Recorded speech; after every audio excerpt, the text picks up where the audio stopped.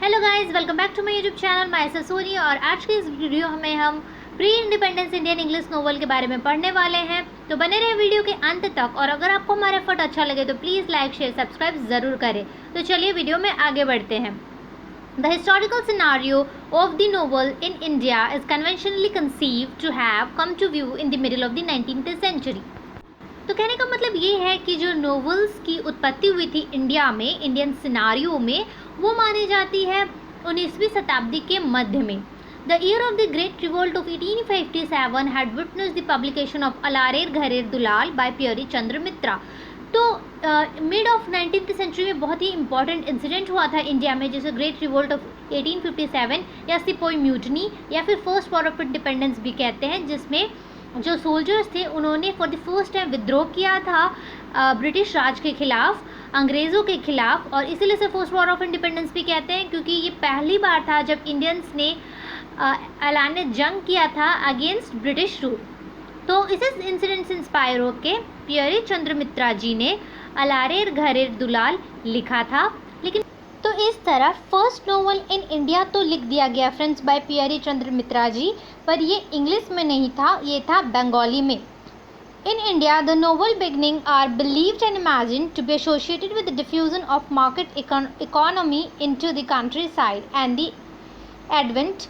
तो इंडिया में ऐसा माना जाता है कि नोवेल्स लिखने की शुरुआत का कारण यही कि जो ब्रिटिशर्स ने इंडिया की इकोनॉमी को काफ़ी ज़्यादा बुरी तरीके से प्रभावित किया था, ख़राब किया था, and the advent of other forces of modernisation and westernisation. और जो दूसरे तरह के प्रभाव डाले जा रहे थे इंडिया में मॉडर्नाइजेशन और वेस्टर्नाइजेशन के रूप में। Due to the emergence of the bourgeois society in British Indian English scenario, history of novel writing in India begin with various households ceremonially making endeavour to make their outcry known to the worldwide populace। तो friends, Britishers की जो modernisation और westernisation की policies थी जो उन्होंने India में apply की, उसकी वजह से एक बॉर्गस सोसाइटी यानी पूंजीपतियों का एक सोसाइटी इस्टेब्लिश हो गया इंडिया में ड्यूरिंग ब्रिटिश रूल, जिसके खिलाफ आम लोग जो हैं वो आवाज़ उठाने के लिए उन्होंने नोवेल्स यानी कि उपन्यास को माध्यम बनाया, जिसके ज़रिए वह दुनिया तक अपनी व्यथा पहुंचा सके। Bankim Chandra Chatterjee's first and the only novel in English, Rajmohan's Wife, was also the first Indian novel in English which was serialized in Calcutta Weekly। तो फ्रेंड्स, बंकिम चंद्र चैटर्जी की पहली और इकलौती नोवेल जो उन्होंने इंग्लिश में लिखा था उसका नाम था राजमोहन्स वाइफ। और राजमोहन्स वाइफ ही वो पहली नोवेल थी जिसके साथ इंडिया में इंडियन इंग्लिश नोवेल की शुरुआत हुई, जिसको प्रकाशित किया जाता था कैलकाटा वीकली में। Novels in initial stage was brought to the forefront by writers from Bengal. तो जो नोवेल्स थे यानी उपन्यास को जो पहले पायदान में लाया गया वो बाय बंगाली राइटर्स के द्वारा था, यानी कि बंगाली राइटर्स का बहुत बड़ा और इम्पॉर्टेंट कंट्रीब्यूशन है नोवेल्स को इंग्लिश में इंडिया में लाने का। They were followed by Madras contemporaries like a Madhavya and Ramakrishna Pillai। Interestingly, there was early appearance of women novelists। तो ऐसा नहीं है कि सिर्फ बंगाली राइटर्स ही उस समय लिखा करते थे, उनके नक्शे कदम पे कुछ मद्रासी कंटेम्प्रेरीज राइटर भी उस समय हुआ करते थे, जैसे कि ए माधविया एंड रामकृष्ण पिल्लई। अच्छा, इंटरेस्टिंग फैक्ट ये है कि उस दौरान वुमेंस नोवेलिस्ट भी उभर के आ रही थी, और novels by as many as 4 women novelists appeared before the turn of century, namely Rajalakshmi Devi, Toru Dutt, Krupa by, साथ्यानंदन and Shivanti by. तो जो 4 मुख्य वुमेन नोवेलिस्ट इस दौरान आई उनमें आती हैं राजलक्ष्मी, तोरू दत्त, कृपा बाई एंड शिवंती बाई।